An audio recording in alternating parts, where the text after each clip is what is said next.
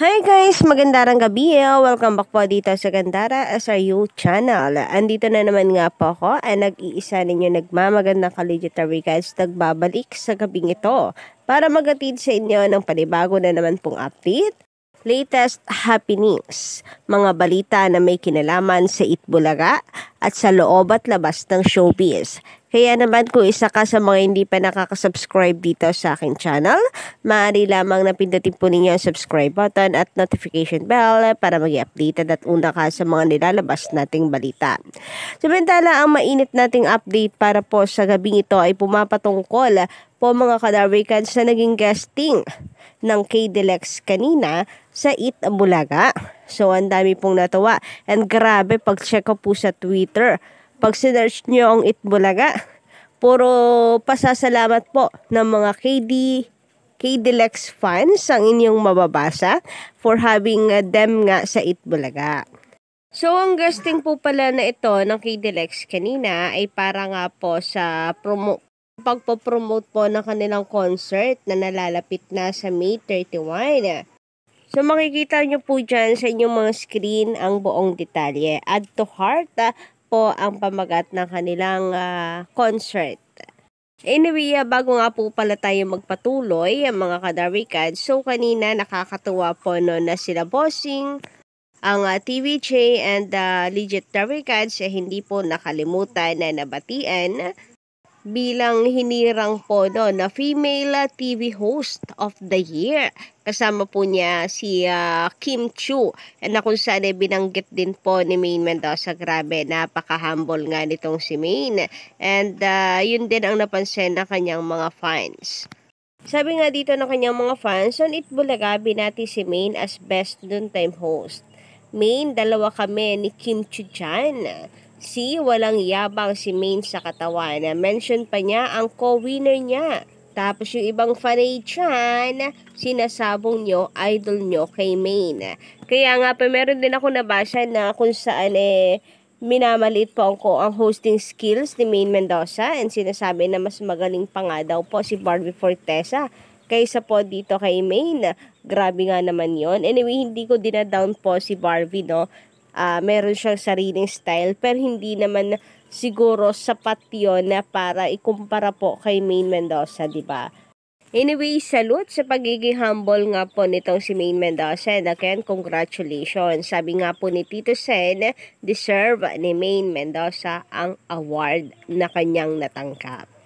Samantala sa pagpapatuloy nga po ng ating update para po sa gabing ito dahil sa guesting nga po ng KDLX kanina sa Itbulaga, talaga naman mga ka-legendary cards pinag-usapan and tuwang-tuwa po ang kanilang fans. Meron pong mga fans na pumunta sa studio na kung saan na article pa nga ang sabi, ang dami at tinumog daw talaga ng mga fans ng KDLX ang studio ng Itbulaga.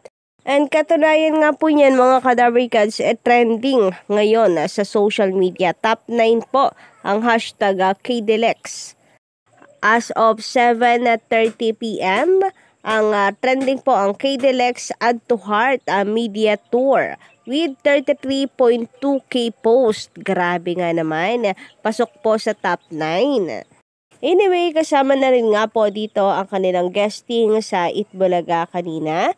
And meron nga po tayong nabasa na kung saan buti pa nga daw po sa Itbulaga na pagbigyan ang mga fans at the same time sa Itbulaga na nga lang daw po sila nanonood sa ngayon dahil ang mga guest dito ay mga kapamilya artist, unlike po sa Showtime na puro mga kapuso artist na hindi naman daw po nila nakilala. Kumbaga meron po mga naboboringan na ngayon sa Showtime.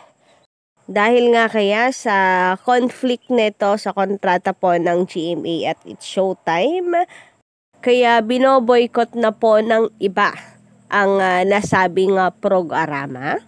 Sabi nga po dito sa Itbulaga, nandun lagi mga sikat na kapamilya stars.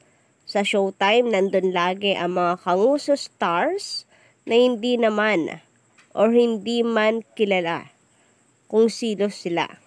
So, meron pa po ditong pagre-reklamo, no? So, nag-collab pa kayo. Showtime. Hindi naman pala pwede mag-promote mga artist nyo sa Showtime. Anong klaseng collab yan? So, grabe nga po kasi talaga ang conflict dahil sa GMA ito. 'Di ba ang mga shows po ng ABS nasa TV5? Alangan nga namang pumayag ang GMA Network na i-promote po 'yon, nasa kalaban.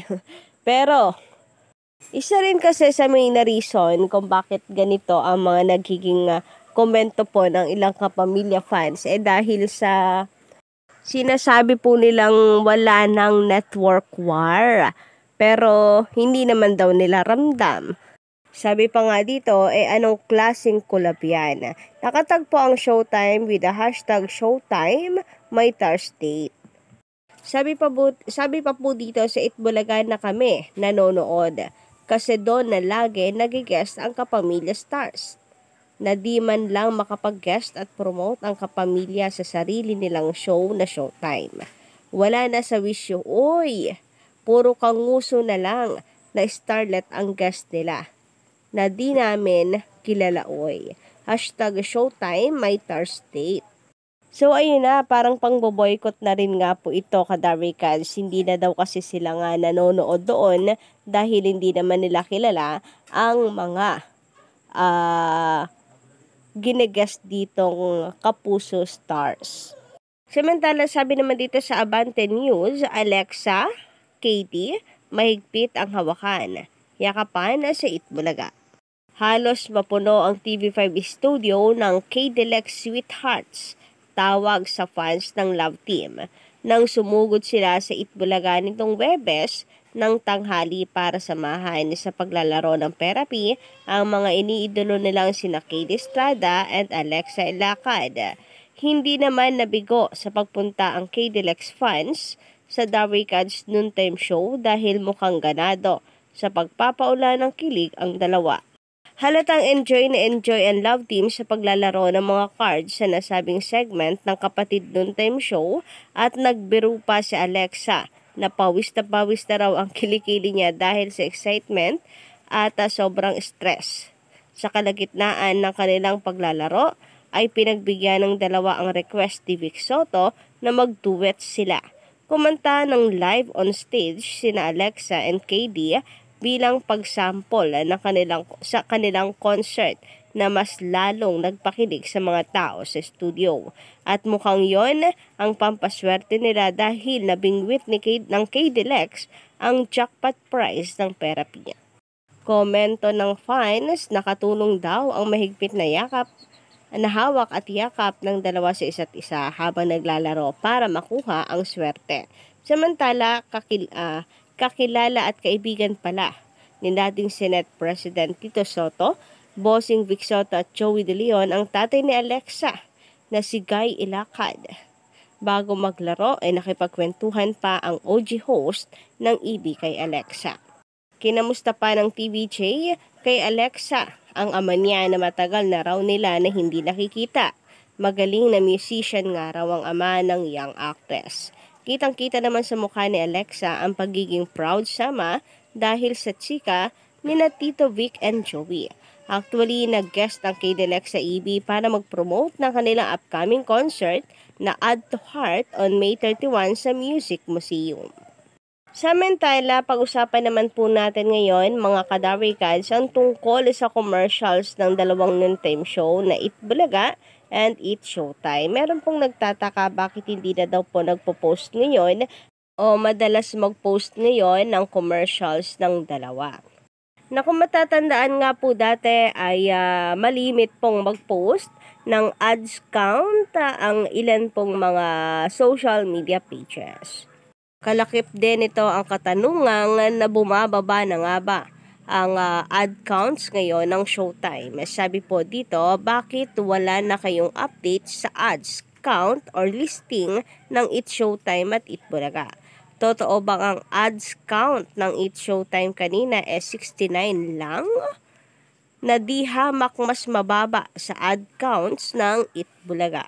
Kung ang ad count po na ito or ads count po na ito ay sa GMA lang, maybe binabase din po ng advertisers sa single ratings lang, yung tipong hindi po overall ratings. Kasi 'di ba ang gamit po ng Showtime ngayon ay 4 na channel na umaabot ng 7%, minsan ay 8% pa nga. Pero kung GMA itself lang, nasa 5% lamang po ang kanilang ratings. So, konti lang po yun lamang nila sa Itbulaga. Pero sana nga ay magkaroon po ulit ng update tungkol po sa ads count. Anyway, patungkol naman po sa ratings, at least tayo mga Kadavercals, hindi po bumababa ng 1% ang ratings natin. So, alam niyo yon, ito kasi mga pinagdaanan po ng mga kalaban na show ng EB. 1% ratings, pero at least ang TVJ napaka-consistent. So, kayo ba, guys, ano po inyong masasabi patungkol po dito? Pa-comment ka lang po dyan sa baba. And of course, don't forget to click the subscribe button and notification bell para po sa iba pang mga balita.